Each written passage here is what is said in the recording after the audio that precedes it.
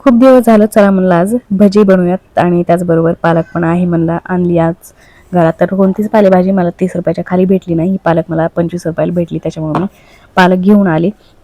पालकाची भाजी आणि भजी हे दोन्ही पण बनवायचे होते आज. तर इकडं खिचडीची तयारी चालू होती आणि लगेचच मी भज्याचं जे पीठ आहे ना ते तयार करायला घेतलं होतं. पालक व्यवस्थित कट करून स्वच्छ धुवून घेतले, त्याच्यामध्ये डाळीचं पीठ टाकलं, नंतर कांदा, लसूण, जिरे, ओवा, चटणी, मीठ आणि खायचा सोडा हे सगळं मिक्स करून मी भज्याचं पीठ तयार करून घेतलं आणि नंतर भजी मस्तपैकी तेलामध्ये ब्राऊन कलर येईपर्यंत भाजून घेतले आणि लगेच माझा स्वयंपाक पण झाला होता. चपात्या पण बनवल्या होत्या. चपाती, पालकाची भाजी, खिचडी आणि पालकाची भजी हे असा होता आजचा आमचा बेत.